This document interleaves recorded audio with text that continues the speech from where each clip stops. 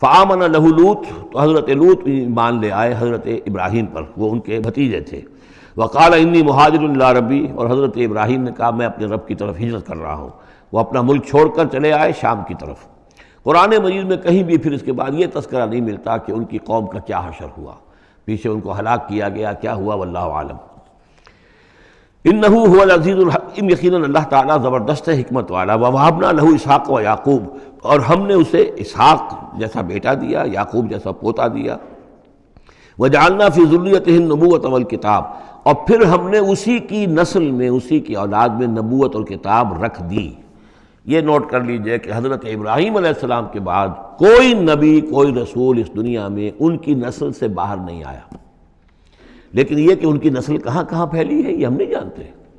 حضرت ابراہیم کے بیٹے حضرت اسحاق، ان کی نسل کتنی تھی، کہاں کہاں گئی ہے۔ تورات نے تو محفوظ رکھا ہے صرف یعقوب کو، اس لیے کہ بنی اسرائیل کیونکہ یہ لوگ ہیں، اس اپنی نسلی وہ جو بات تھی اس کے حوالے سے حضرت یعقوب کے بارے میں تو ساری چیزیں موجود ہیں۔ حضرت اسحاق کی کوئی اور بیٹا بھی تھا کہ نہیں تھا؟ عیسو تھا مثلا، تو وہ عیسو کہاں ہے، اس کی اولاد کہاں گئی؟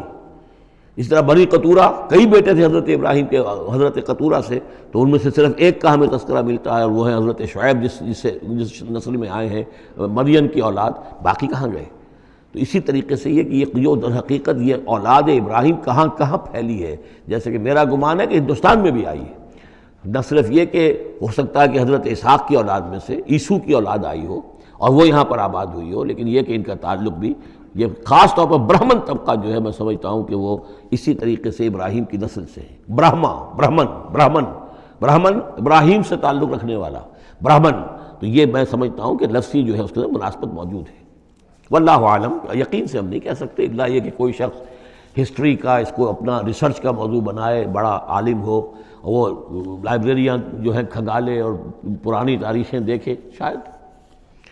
وَوَهَبْنَا لَهُ إِسْحَاقَ وَيَعْقُوبَ وَجَعَلْنَا فِي ذُرِّيَّتِهِ النُّبُوَّةَ وَالْكِتَابَ، ہم نے اسی کی نسل میں، اسی کی اولاد میں نبوت اور کتاب رکھ دی۔